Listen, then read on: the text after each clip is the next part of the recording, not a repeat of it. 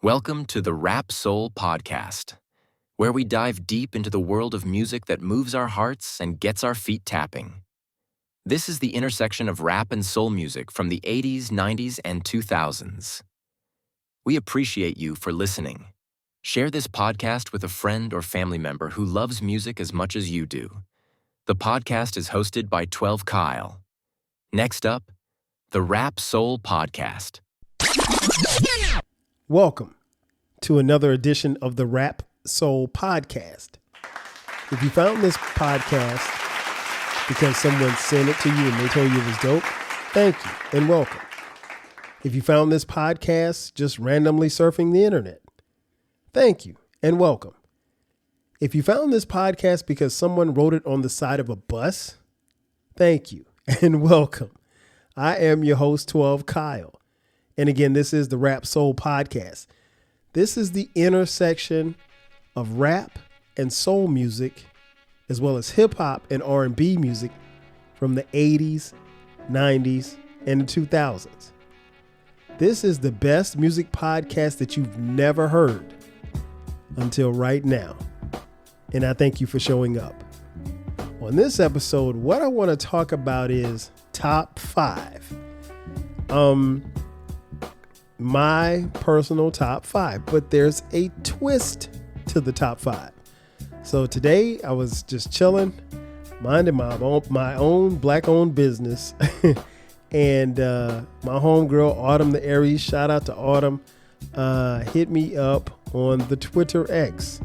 And maybe you don't know, but Autumn has a dope podcast called the Lit Life Podcast. I've been on there. She's been on my podcast, the 12 Kyle podcast, my other podcast, I should say. And she's definitely going to be on this podcast as well. But Autumn hit me up and she tagged me on a tweet. And I want to make sure I get the information correctly. The tweet was from DJ Tistic.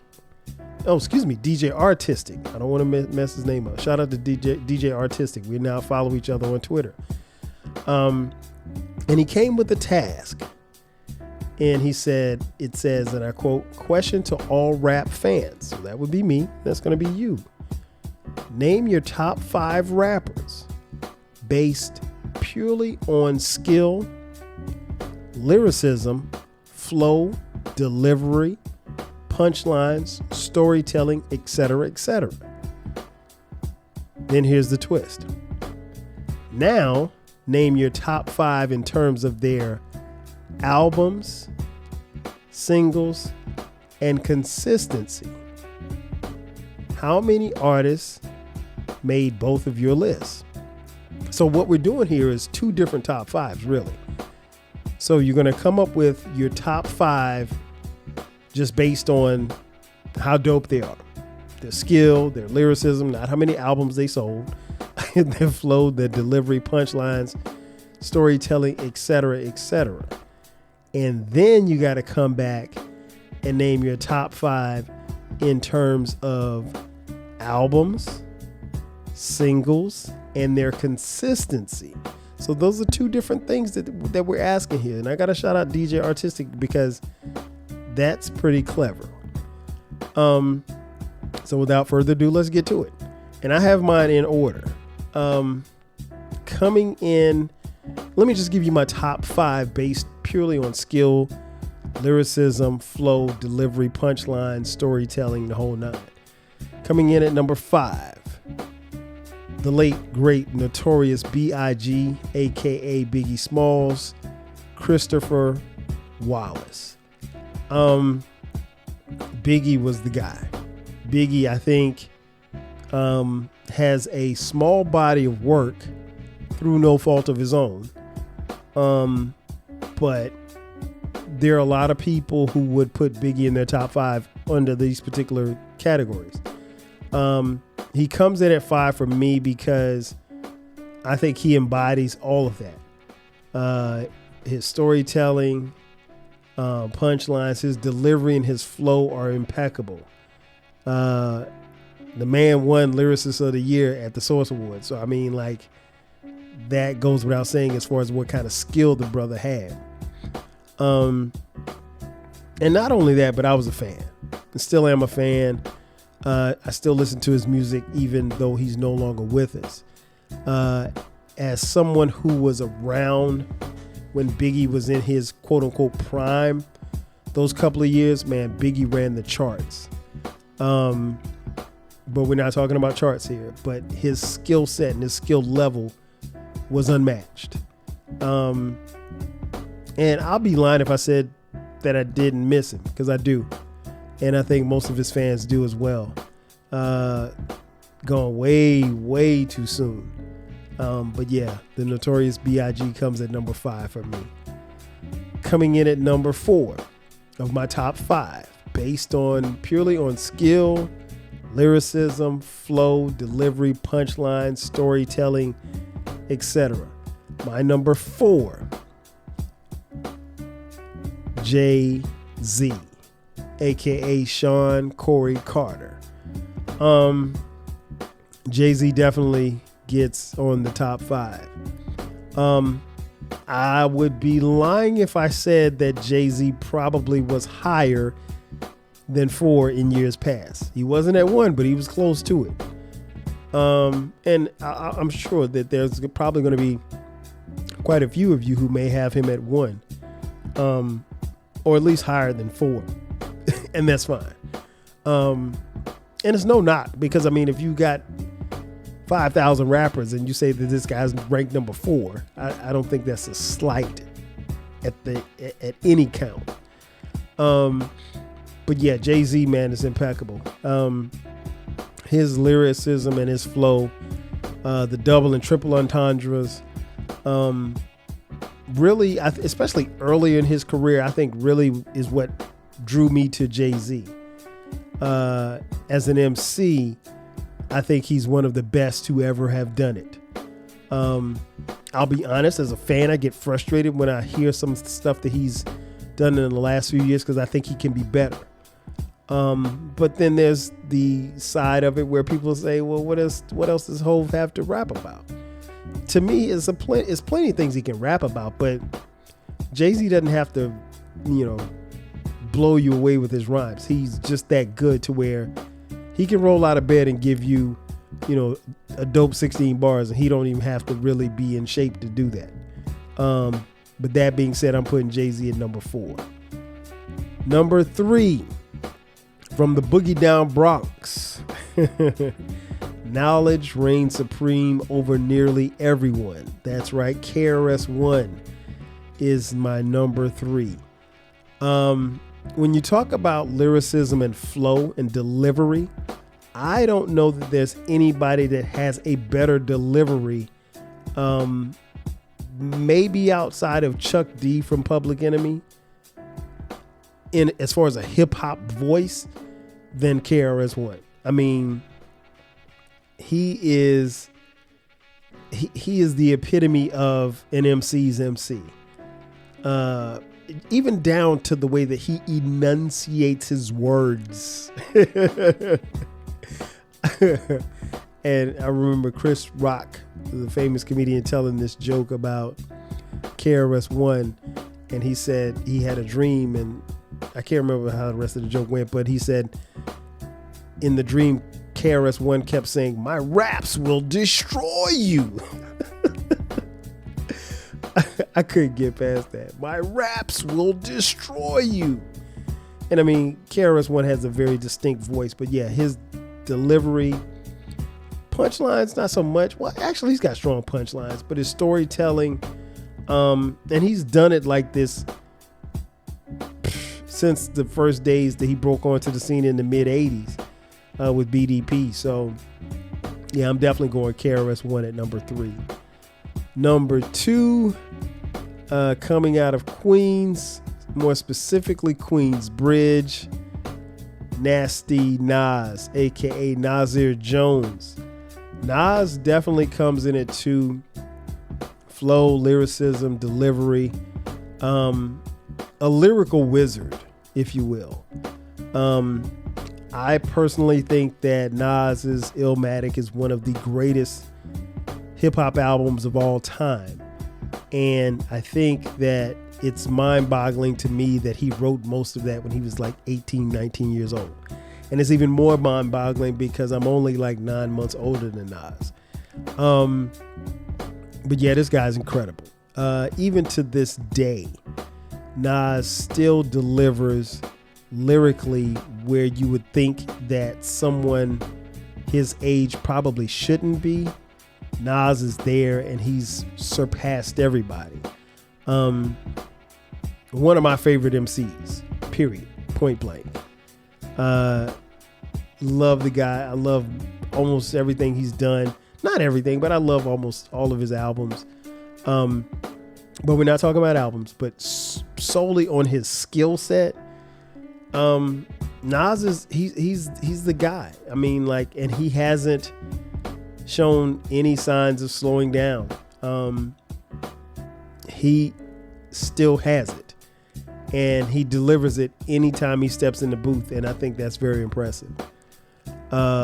So we counting down my top 5 based on lyricism, skill, flow, delivery, punchline, storytelling. At number 5, I had Biggie. At number 4, I had Jay-Z. At number 3, KRS-One. Number 2, Nas. And number 1, the God MC, Rakim Allah. Yeah, man. I think if you look at hip hop's tree of MCs, Rakim is at the top. And I think his lyricism birthed MCs like Nas and Jay-Z. I think they influenced guys like KRS-One and definitely birthed a guy like Biggie. If you don't have Rakim, I'll be honest, there's no telling where hip hop would be, because he brought in lyricism, or he helped usher in the era of lyricism and being dynamic on the microphone. Rakim's lyrics, I think now, even more so now that I'm older, there are times where, you know, I'll be, and I've heard his stuff for over 30 years, and I still catch something and I'm like, wait a minute, what do you mean by that? Like, I remember being live on a podcast, and when he said, turn up the bass, hand out my microphone, no, turn up the bass, check out my melody, hand out a microphone, I'm letting knowledge be born, and my name's the R. No, I messed that up. My bad. What am I thinking about? Turn up the bass, check out my melody, hand out a cigar. I'm letting knowledge be born, and my name's the R. Let me back up. Turn up the bass, check out my melody, hand out a cigar.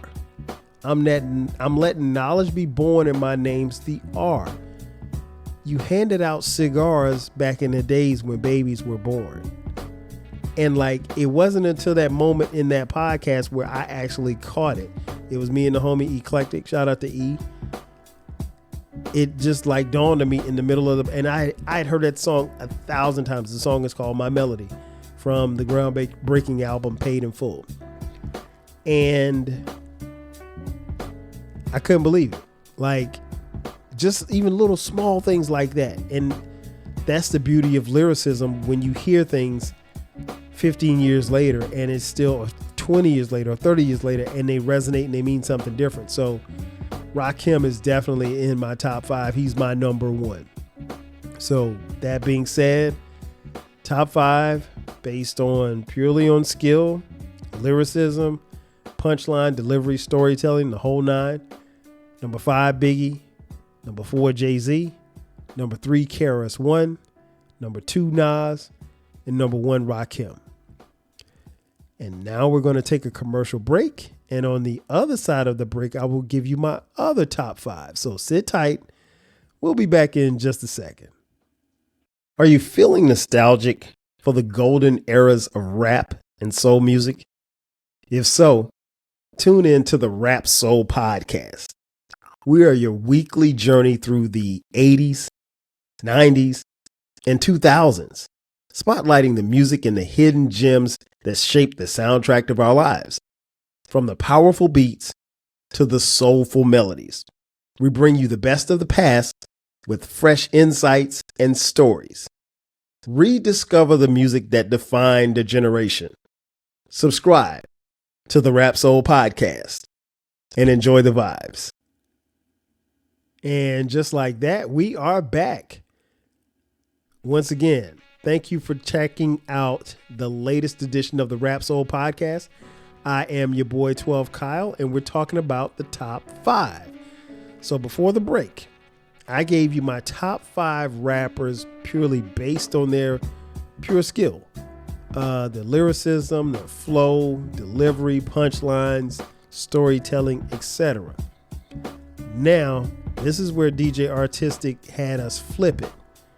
Now you have to name your top 5 in terms of albums, in terms of singles, and in terms of consistency. So, with that said, let's get it started. Coming in at number 5, Ladies Love Cool James. That's right, LL Cool J. You could make a case, and I'm not mad at anybody who makes this case. You could make a case that he could be number 1. The self-proclaimed GOAT has been consistent, and he's done it for so many years. I mean, like, it's not even funny. And at the time of this recording, he's released an album this year in 2024, and it's a smash. And it's wild to think that he went away for so long from the music, and he came back and he's still dope. And almost as dope as he was back in 85, 86.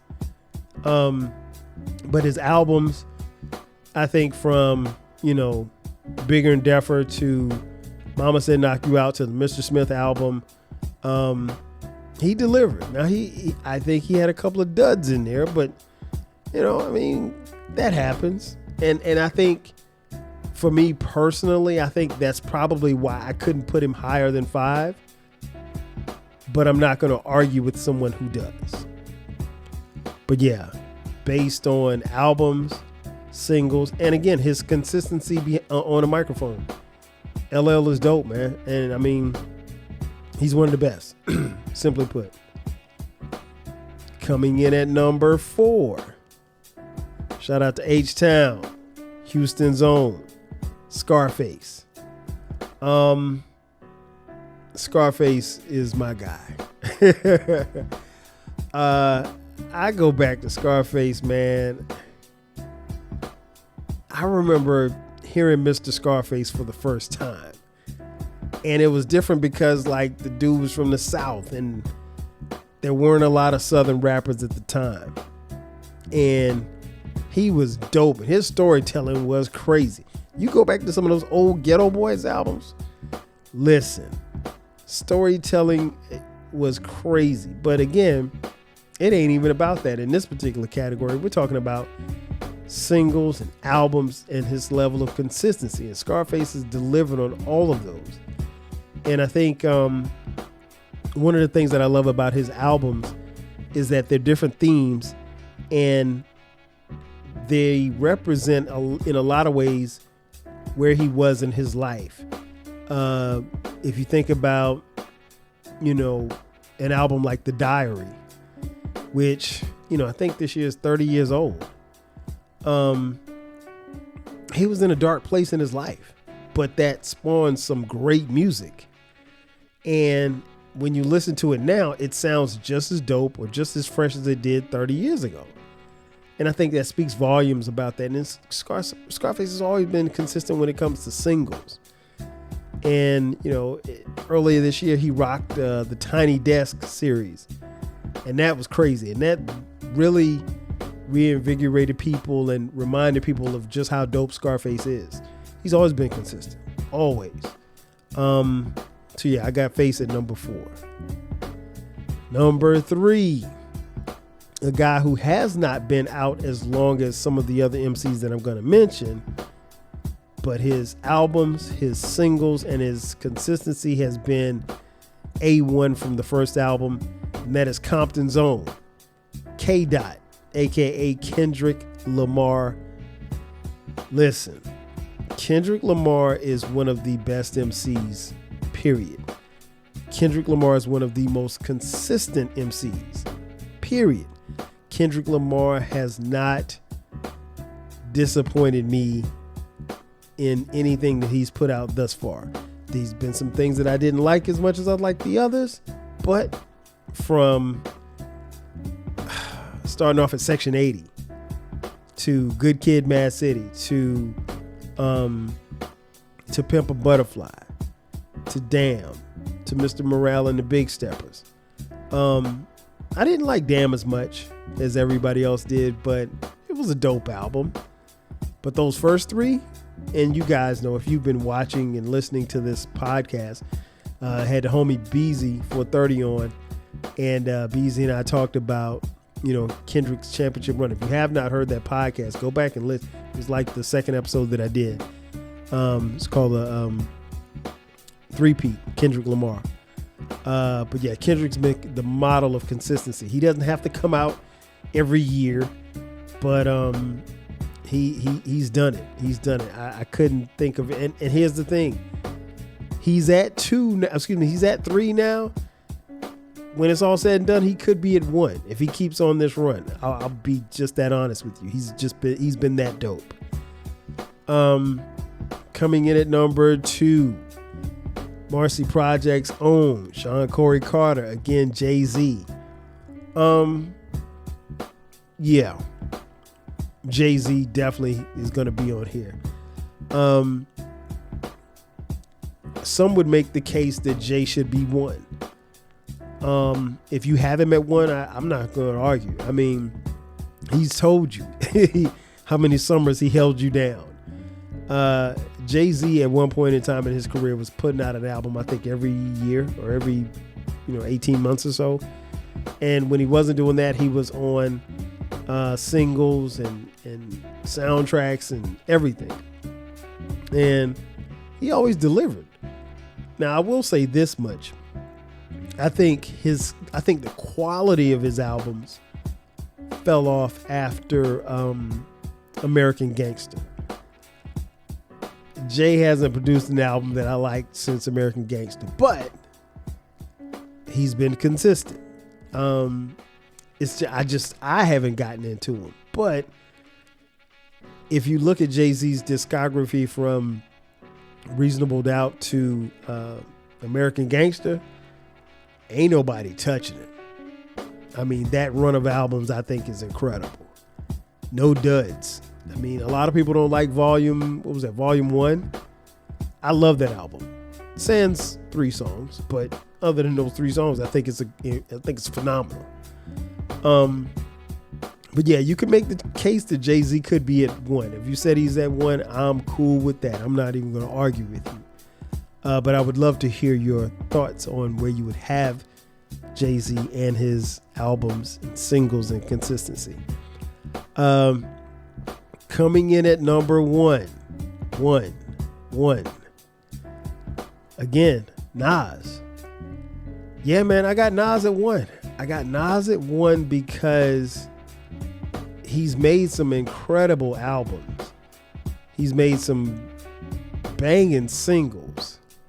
And I think particularly when you think about this run that he's had probably the last 4 or 5 years, this run that he's had working with Hit Boy, producer extraordinaire, nobody's touching him. Jay-Z can't go get a Hit Boy or Premier or anybody for that matter and crank out 6 dope albums as Nas did, with one producer. I think was it 6? 5 or it's either 5 or 6. I can't remember. But yeah, the King's Disease series, I think, put Nas over the top as far as consistency. And I think if Nas goes into the studio and makes another album tomorrow, I think it's gonna be dope because I think that he's catching his second wind. And I mean, like, he had a little run there where things were kind of shaky. I mean, we remember Nostradamus. But the flip side of that is, I think, and I mentioned this on a previous podcast, I think the diss from Jay-Z, Takeover, woke him up, and he ain't been the same since. He's been better than he was before. So I got to give it to Nas. So just to recap, my top 5 in terms of albums, singles, and consistency. Number 5, LL Cool J. Number 4, Mr. Scarface. Number 3, K-Dot, aka Kendrick Lamar. Number 2, Jay-Z. And number 1, Nas. Yeah, man. So in conclusion, I think I gotta thank DJ Artistic for tweeting this, and I gotta thank Autumn the Aries for even mentioning it and tagging me on it, because I didn't see it. And as soon as she tagged me, I looked at it. I said, "Oh, that's this week's podcast." So I had to come in and do it today, jump in the booth and knock it out. But yeah, I think it's interesting, and I don't necessarily know that there are any wrong answers. I would love to hear your feedback on this. So hit me up. That is going to do it for me. Thanks again for checking out the Rap Soul podcast. Do me a favor. Do yourself a favor. Subscribe. Also, share this podcast with anybody else who you think that are music fans. We want to get the word out. We want people to know what we got cooking over here. And like I said, it's the intersection of rap music, soul music, hip hop, and R&B from the 80s, 90s, and 2000s. This, I will say this again, this is the best music podcast that you've never heard. But actually, you just heard it. So now you know. This is the best music podcast in the space that we're in. You can listen to this podcast on all streaming platforms. Wherever you heard this podcast, that's where you can find it, and subscribe. We also have a YouTube channel. Go to YouTube, like, subscribe there, share it with your friends. Also, keep in mind on the YouTube page, we have both audio and video. So if you want to look at it, or if you want to listen to it, you can do both. And also follow me on social media, Rap Soul Podcast across the board. On Twitter X, Facebook, Instagram, Threads, TikTok, we're everywhere. As I mentioned a little earlier, we do have a place where you can continue the conversation. Go to our Reddit page. The Rap Soul Podcast is there, and continue the discussion there. And last but not least, if you'd like to financially contribute to the podcast, you can hit us up on Cash App, $TWELVEKYLE.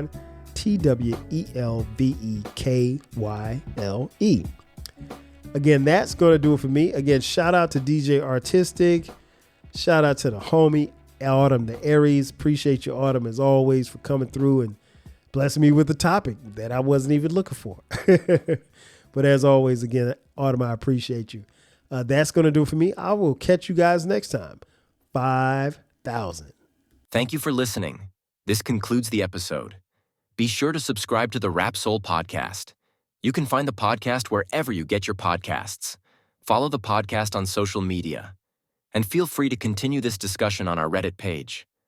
More importantly, share this podcast with a friend or family member who loves music as much as you do. Until next time, 5,000.